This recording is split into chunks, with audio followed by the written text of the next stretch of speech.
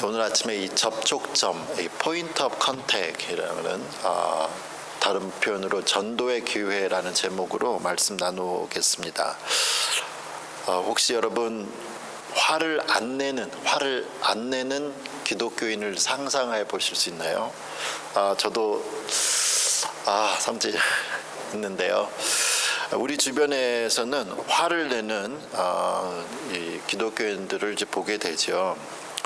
그렇게 화를 내는 기독교인들은요, 이제 금방 후회합니다. 이러면 안 되는데 알거든요. 내가 예수님처럼 인자하지 못한 것에 대한 예수님께 죄송도 하고, 또 주변에 예수님을 잘 나타내지 못한 것에 대해서 아쉽고 후회하기도 합니다. 그래서 우리는 이렇게 자기 성품을 잘 다스릴 수 있고 화를 잘 안 내는 사람 참 부럽죠. 그런 사람 중에 하나가 아마 사도 바울이 아닌가 생각합니다. 예수님 아니고 나서 정말 이렇게 화 안 내는 사람 처음 보죠. 바울은요, 웬만하면 화내는 걸 정말 우리가 지금 사도행전을 보는데요, 본 적이 없습니다. 그를 죽이려고 하는 사람들이 있었고 고문하는 사람이 있었는데, 그때마다 화를 내는 거 아니고 죽이려고 하면 돌을 맞으면서까지도 그냥 그 자리를 피하죠. 그런 사람이에요. 정말 잘 참기로 유명한 바울조차도 오늘 성경에 보면 화났다, 격분했다라는 표현을, 한국말로 격분했다라는 표현을 쓰고 있습니다. 무슨 일이 있는가? 사도행전 17장을 보죠. 사도행전 17장, 오늘 본문의 16절 17절에 바울이 아덴에서 그들을 기다리다가 그 성에 우상이 가득한 것을 보고 마음에 격분하여, 회당에서는 유대인과 경건한 사람들과 또 장터에서는 날마다 만나는 사람들과 변론했다고 말을 하고 있습니다. 지금 있는 곳은, 바울이 있는 곳은 아덴인데, 우리에게는 익숙한 발음, 이제 그리스 아테네죠. 그리스 신전에 있는 이 아테네 올림픽, 이런 아테네가 있으니까 한국말 성경에는 아덴으로 표현이 되어 있습니다. 지금 바울이 아테네에, 그리스 아테네에 있는 것은 그 전에 베레아 지역에 있었는데요. 베레아 지역에서 복음을 잘 전한다는 얘기를 듣고 데살로니가 사람들이 한 80마일, 50km까지 와가지고 베레아에 있는 바울을 괴롭히니까 급하게 막 도망온 게 지금 이 그리스 아덴에 있습니다. 이 아테네는요, 아덴은 헬라 제국이죠. 그리스 제국의 수도였고요. 당시에 로마, 알렉산드리아와 함께 세계 3대 도시 중에 하나였습니다. 이 도시에는 우리가 그리스 아테네 하면 생각나는 게 신전들이잖아요. 많은 신전들이 있었습니다. 또한 이 도시는 철학, 문화, 과학 등의 학문이 꽃피었으며 모든 지혜의 본고장이라는 별명이 붙어 있습니다. 이 도시는 특별히 서양 문명과 세계 나아가서 세계 문명의 발상지가 되죠. 우리에게 잘 알려진 철학자였던 소크라테스, 플라톤, 아리스토텔레스, 이 사람들 다 이런 아테네 고향이 여기입니다. 특별히 이 도시, 또 그리스는 유명한 게 민주주의의 고장으로 자유시민 사회가 이제 발전되죠. 바울이 이러한 아테네에 와보니까 지금도 그리스 이렇게 성지 순례 가시는 분들, 아직 저 못 가봤는데 가보면 막 신전 있잖아요. 파르테논 신전 등 유명한 신전들이 바울이 있을 때 이미 있었던 신전들이죠. 이 신전들과 우상들을 보았습니다. 이러한 아덴의 수많은 신전들이나 우상들은 일반적인 세상으로 눈으로 본다면 정말 굉장히 놀라운 거죠. 그 당시 어떻게 2500년 전에 만들어졌는데 이게 어떻게 만들어졌나, 놀라움을 금할 수가 없습니다. 이러한 멋있는 모습들을 보고서 바울은 지금 격분했다라는 거예요. 격분했다. 우상이 가득한 것을 보고 마음에 격분했다 그래요. 바울은 자기를 지금까지 죽이려고 했던 사람, 복음을 전하는 자기를 죽이려고 했던 사람들도 그냥 피하고 용서했었던 사람이에요. 그런데 지금은 이 나라 전체가, 도시 전체가 신전과 우상으로 가득한 모습을 보고 괴로워서 분노하고 있었습니다. 아마도 지금 이러한 아테네의 아름다운 신전들을 보고서 사람들은 다 감동을 했는데 환성을 지르지만 격분한 사람은 바울이 처음이 아닐까 생각합니다. 왜 바울은 아름다운 도시 아테네를 보고 격분을 했을까?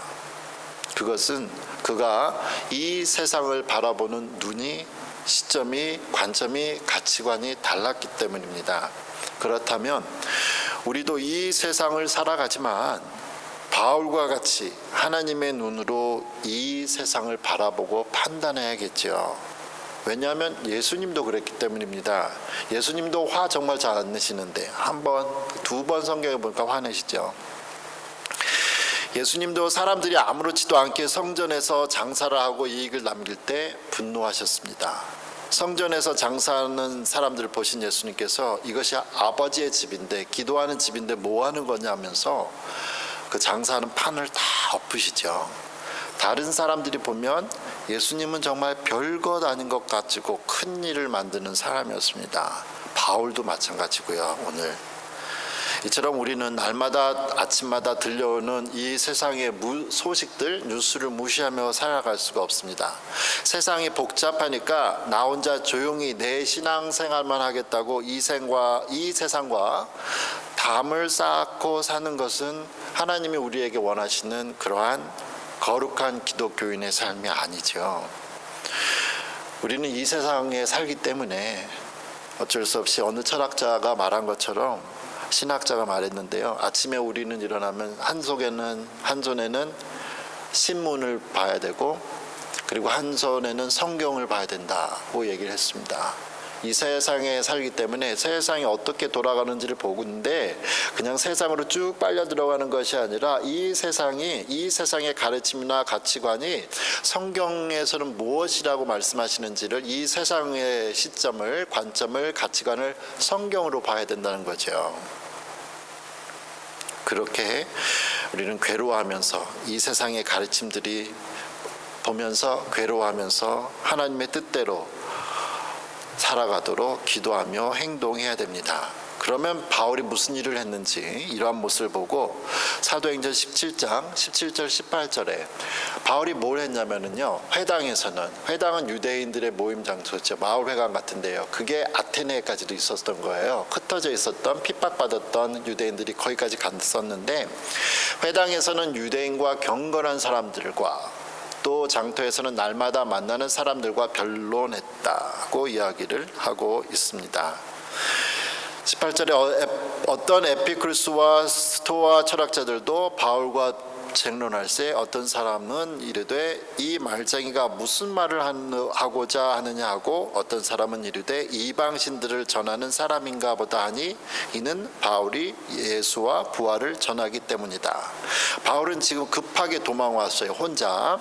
아테네에 혼자 와 있습니다. 세계 3대 도시 중 하나요. 서양 문명 문화의 중심지인 아테네에서 지금 혼자 전하는 거예요. 특별히 바울이 복음을 전하는 대상은 아무것도 모르는 단순한 사람들이 아니었습니다. 17절에 회당에서 유대인들과, 회당까지 왔으니까 유대인의 회당인데 그 안에서 하나님을 두려워하는 이방인조차도 아마 개종했었던 이방인들이 있었던 것 같아요. 이스라엘의 하나님을 믿는 그러한 경건한 사람들, 영어 표현으로는 경건한 표현을 God-fearing이라는 Greeks, 헬라인인데 하나님을 두려워하는, 유대인의 하나님을 두려워하는 그러한 종교심이 강한 사람들과 함께 날마다 회당이나 정터에서 이제 변론했다는 거죠. 변론했다는 것은 단순히 내가 맞아 억지로 우기는 게 아니잖아요. 저 사람이 어떻게 말하는지 듣고 저 사람이 뭐가 잘못된 것을 하나하나씩 논리적으로 밝혀 나갔습니다. 이들이 회당이나 하나님을 두려워하는 사람들, 유대인의 하나님을 두려워하는 사람이면 자기도, 바울도 유대인이니까 성경을 가지고 얘기를 할 수 있어요. 공통적인 이게 뭐가 있잖아요. 그런데 18절에 이제 문제가 되는 거죠. 하나님을 전혀 믿지 않는 사람들하고는 어떻게 성경을 가지고 이야기를 하냐, 어떻게 전도하냐는 겁니다. 18절에 바울이 상대를 했던 사람들은 에피쿠로스와 스토아 철학자들도 바울과 쟁론했다 그러죠. 이 에피쿠로스와 스토아 철학자들, 말 그대로 철학자들이에요. 철학자들인데 에피쿠로스 학자들은요, 쾌락을 인생의 최고의 목표로 삼았습니다. 이들이 말하는 쾌락은 이러한 육체적인 쾌락보다는 마음의 평정을 통한 쾌락을 말하죠. 지적인 것을 통해서. 그래서 이들의 신의 개념은, 이들이 갖는 신의 개념은 신은 있으나 인간과는 별개의 존재로 이제 보았습니다. 그러다가 이 사람들은 시간이 지르면서 점차 이런 정신적인 쾌락에서 육체적인 쾌락을 추구하는 쪽으로 흘러가게 됩니다.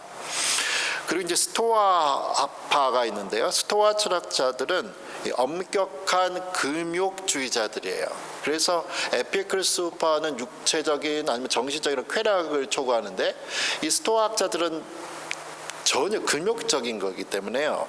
이들은 이성을 또 강조합니다. 청빈, 자연에 따른 생활, 만민평등 사상, 민주주의가 여기서 나오기 시작하죠. 만민평등 사상을 주장했습니다. 이렇게 고상한 사상 때문에 스토아파를 따르는 많은 로마의 황제나 박식한 고관들이 있었죠. 이 스토아파의 종교가는 범신론입니다. 모든 것에 다 신이 있다라는 거예요. 그러니까 스토아파는 모든 것이 신이 있다, 지적인 사람들. 에피쿠로스파는 육체적이든 정신적인 쾌락을 요구하고 하나님과 사람은 전혀 관계가 없다. 전혀 다른 두 사람을 지금 바울이 싸우면서 이제 논쟁을 펴나가야 되는 거예요. 복잡한 상황입니다. 두 사람 뭘 얘기해도 어떤 쪽에 지금 걸리게 되어 있는 상황이죠. 지금 바울이 이렇게 똑똑하다는 철학자들과 얘기하니까 바울도 사실 이거 말하는 건 지지를 않거든요. 그래서 바울을 말하기를 어떤 사람은 이르되 이 말쟁이가 라는 표현을 써요. 말쟁이가. 바울도 당시 최고의 학파에 나왔던 변호사, 검사와 같은 교육자였거든요. 말싸움이 막 시작이 되는 거죠. 한이 없게 되는데 이제 논쟁을 벌여야 되니까 이겨야 돼. 논리를 통해서 이겨야 되잖아요. 이게 이제 보통 트레이닝을 받지 않으면 힘이 드는데, 이제 우리는 바울이 성경을 무시하는 철학자들과 어떻게 말하는지 이제 보게 됩니다. 그래서 오늘 설교 제목이 접촉점이에요. 어떤 공통점, 전도의 기회. 사도행전 17장 22절 23절에 바울이 아레오바고 가운데서 그 신전이 높은데 그 성에 그 지역에 서서 말하되 어떤 사람들아 너희를 보니 범사에 종교심이 많도다. 내가 두루 다니며 너희가 위하는 것들을 보다가 알지 못하는 신에게라고 새긴 단도 보았으니 그런즉 너희가 알지 못하고 위하는 그것을 내가 너희에게 알게 하리라. 바울이 22절에서 이들의 종교심을 칭찬했잖아요. 범사의 종교심이 참 많도다. 예, 칭찬은 이제 고래도 춤추게 한다라는 말이 있죠. 여기서 우리는 나와 의견이 다른 것을 갖고 있는 사람들을 대하는 이 바울의 지혜로운 방법을 보게 됩니다. 바울은 상대방의 단점을 단점이라고 지적해서 기분 나쁘게 해서 마음을 다치게 한 게 아니라 칭찬해 주는 거예요. 칭찬을. 그래서 마음을 열게 해주는 거죠. 그러면서 당신들 참 마음이 종교심이 대단한 걸 보았습니다. 그러면서 내가 두루 다니다 보니까 많은 신들이 있고 신전이 있었는데 그 중에 어떤 신이 하나 있었냐면 알지 못하는 신에게라고도 새긴 단도 보았습니다 라는 거죠. 이 사람들이 다 신에 대한 열심이 있었다고 했잖아요. 그래서 이 세상의 모든 게 다 신이라고 범신론을 믿었다고 했는데 모든 게 다 신이다. 그래서 자기들이 생각하시는 모든 신에 대한 이름을 만들고 거기다가 제단을 만들었어요. 근데 사람인지라 한계가 있겠죠. 그래서 혹시나 빼먹을 수 있는 이 신이 있을까봐, 그러면 그 신이 분노하고 화낼까봐 알지 못하는 신의 이름을 알지 못하는 신이라는 이름까지도 만들어놨어요. 그걸 가지고 지금 바울이 내가 그 알지 못하는 신, 여러분이 말하는 그 알지 못하는 신에 대해서 좀 얘기 좀 하겠습니다 라고 이야기를 하면서 논리를 펴나가면서 그 여러분이 알지도 못하는 그 신이 바로 내가 믿는 하나님, 천지를 창조하신 하나님, 아들 예수 그리스도를 이 땅에 보내신 구원의 계획을 만드신 하나님입니다 라고 논리를 이제 펴나가죠.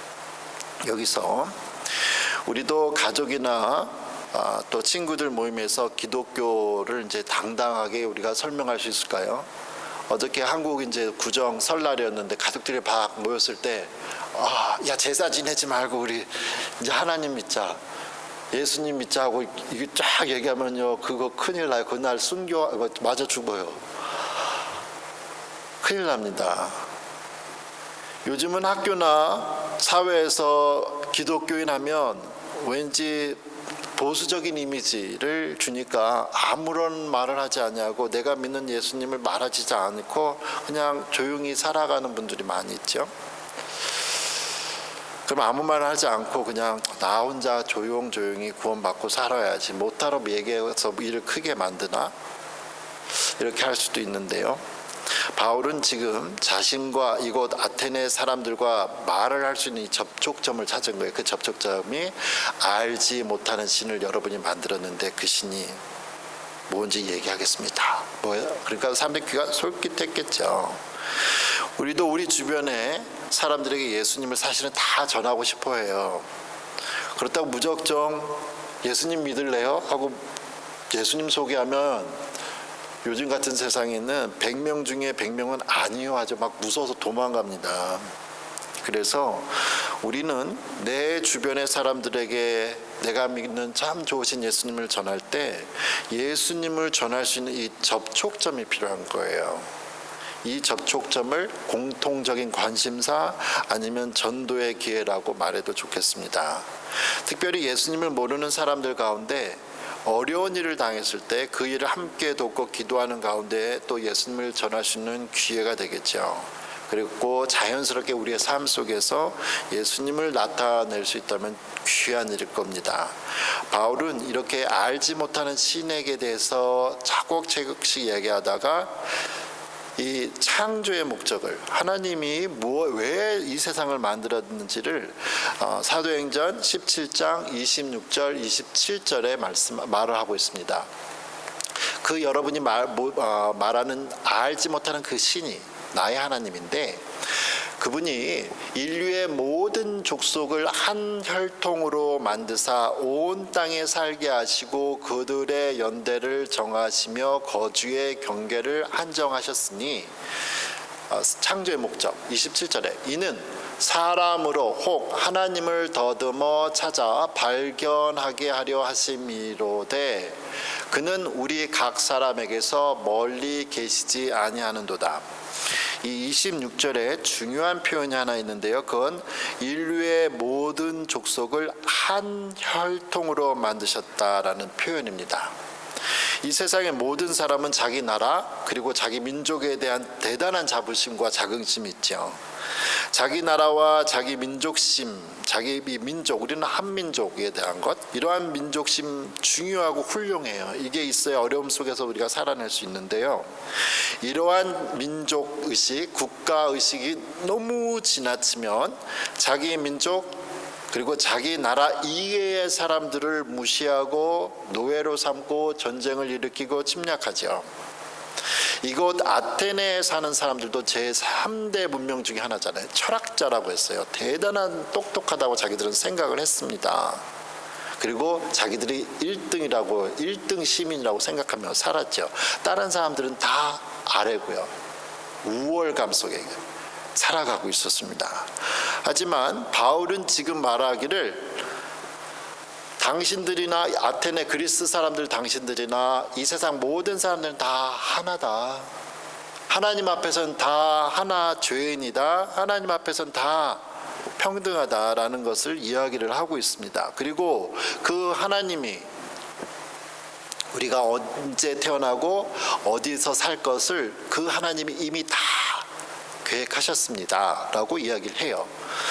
하나님이 우리를 이 땅에 보내시고 만드신 이유는 뭐냐가 이제 27절인 겁니다. 바로 하나님을 더듬어 찾다라는 표현을 썼잖아요. 더듬어 찾아 발견하게 하심이로다.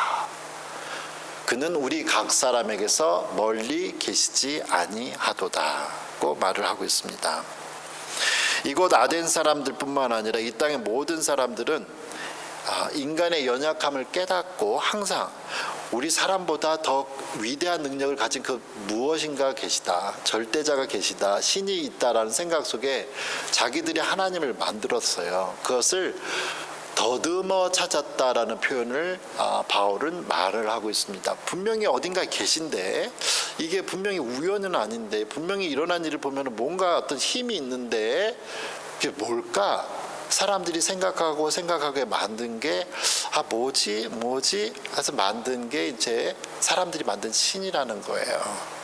근데 더듬어 만들다 보니까 이게 답답하잖아요. 안 보이는 사람이 걸을 때, 깜깜할 때 걸 때도 막 더듬으면 힘들고 어두운 것처럼 정확하지는 않아요. 근데 그 창조자 하나님이 우리 가까이 계신데 우리는 더듬기 때문에 못 찾는 거예요. 그 하나님이 더듬어서 못 찾는데 한계가 있는 거죠. 사람이 찾는 데는 한계가 있는 겁니다. 그래서 그 해결책은 답답해요. 하나님은 가까이 하나님이 있는데 사람들이 자기를 못 찾고 다른 걸 찾는 거예요. 너무 답답해요. 그래서 해결책을 이제 주시는 거죠. 사도행전 17장 30절 31절에 알지 못하던 시대에는 하나님이 간과하셨거니와 이제는 어디든지 사람에게 다 명하사 회개하라 하셨으니 이는 정하신 사람으로 하여금 천하를 공의로 심판할 날을 작정하시고 이에 그를 죽은 자 가운데서 다시 살리신 것으로 모든 사람에게 믿을 만한 증거를 주셨음이라 하니라. 과거에는요 26절 아까 우리 본 것처럼 27절에 사람들이 이제 막 더듬어서 찾았을 때 하나님 바로 옆에 있는데 막 엉뚱한 거 찾았단 말이에요. 신을. 그리고 우상을 만들었죠. 답답하시니까. 그게 알지 못할 시대예요. 예수님 오시기 전을 얘기하는 겁니다. 이제는 이라는 표현을 했는데 그때는 하나님이 불쌍한 사람들 이렇게 넘어가셨어요. 그러나 이제는 예수님이 온 이후로는 예수님께서 사람을 위해서 죽으시고 부활하신 이 구원의 계획이 완전히 밝혀진 지금은 어디든지 사람에게 다 명하사 회개하라 하셨다고 말씀을 하는 거죠. 지금은 구원의 길을 다 보여줬으니까 전에는 모르고 할 때야 이거야 저렇게 찾는다고 해도 부분. 근데 이 부분을 우리가 또 오해하면 안 되니까 과거에 사람들이 알지 못하는 시대에는 하나님이 간과하셨다는 뜻은 뭘까? 그러면 과거에는 예수님을 오시기 전에는 예수님을 몰랐으니까 예수님을 모르는 사람들은 다 구원을 받았다는 뜻인가? 이게 무슨 뜻일까? 이렇게 우리가 생각하기 쉬운데요. 그 뜻은 아니고요. 이 하나님이 과거에는 모르던 시대에는 간과하셨다는 이 뜻은 제가 자료를 찾아보니까 이렇게 말하고 있습니다. 물론 이 말은 복음을 듣지 못한 사람들에게는 하나님이 심판하지 않으신다는 말이 아니다. 이는 다만 믿지 않던 자가 복음을 영접할 경우 복음을 알지 못하던 때의 허물을 묻지 않으신다는 뜻이다라는 거예요. 그러면서 바울은 이제는이라는 표현을 써요. 이제는 하면서 상황이 바뀐 거예요. 전에는 몰랐으니까 뭐 그렇다고 쳐도 지금은 이제 다 아니까 예수님이 오셨으니까 하나님께서 아들을 이 땅에 보내시고 구원의 길을 보내주셨기 때문에 우리가 해야 될 일은 뭐냐? 30절 마지막에 보니까 명하사 모든 사람에게 다 명하사 회개하라 하는 거죠. 예수님을 믿으라고 말을 하고 있습니다. 하나님께서 역사에 이렇게 오래 참으신 이유는 사람들이 구원을 받기를 원하시기 때문이죠. 바울은 하나님께서 자신을 알리신 분이 바로 하나님의 아들 예수님인 것을 이렇게 말을 하고 있습니다. 바울이 이렇게 논리적으로 복음을 전하지만 저 복음을 받는 이 철학자들이 받아들이지를 않죠. 결과는 화려하지 않았습니다. 많은 사람들이 바울의 말을 듣고 무슨 소리 하고 자리를 떠나죠. 바울의 말이 이해가 되지 않았고 믿지 못했기 때문입니다. 철학자들이었기 때문에 이게 논리가 뭔가가 이상해요. 하지만 그 중에도 바울의 말을 믿은 사람들이 몇몇이 있었습니다. 우리는 다 바울처럼 이렇게 논리적인 사람이 아니고 바울처럼 이렇게 다 이렇게 해줄 수 있는 그런 능력이 사실 우리는 다 안 돼요. 그럼에도 불구하고 2000년 전에 시작된 교회 시대 이후 예수님을 믿는 사람들에게는 거룩한 의무가 생겼습니다. 바로 예수님의 증인이 되는 거죠. 우리는 많은 것이 빨리 변하고 성경과는 다른 가치관이 전해지는 이 세상을 바라보면서 마음 아파하고 바울이 격분했다 하는데 마음을 아파하면서 이 세상에 예수님을 전해야 합니다.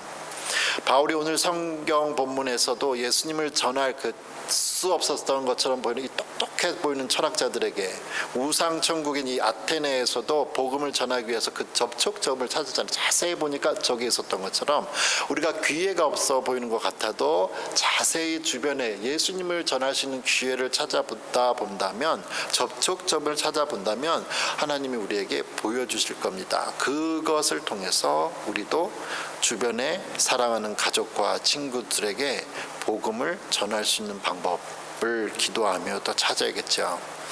우리가 복음을 전할 때는 왜 믿지 않냐고 답답해 하고 화를 내는 것이 아니라 친절하게 인내하며 또 설명해야겠죠. 우리가 아무리 친절하게 또 논리적으로 설명을 한다고 해도 대부분의 사람들은 예수님을 믿지 않을 것입니다. 그래도 예수님께서는 우리가 전도하는 사람들을 다는 아니더라도 오늘 본문에 보니까 몇 명을 또 추려 놓으셨죠. 그런 사람들을 부르실 겁니다. 사랑하는 성도 여러분, 지금은 우리의 눈에 내가 뿌린 복음의 씨가 마치 열매를 맺지 않는 것 같아서 답답하고 낙심한 거 할 수도 있겠지만 우리가 계속 씨를 뿌리고 눈물로 기도하면 언젠가는 열매 맺는 날이 있을 겁니다. 그날을 기대하면서 계속 복음을 전하는 가운데 예수님의 제자, 복음 전하는 제자 되길 원합니다. 그래서 여러분의 삶을 통해서 한 영혼이라도 더 구원받는 은혜가 우리의 삶 가운데 있기를 소원합니다. 기도하겠습니다.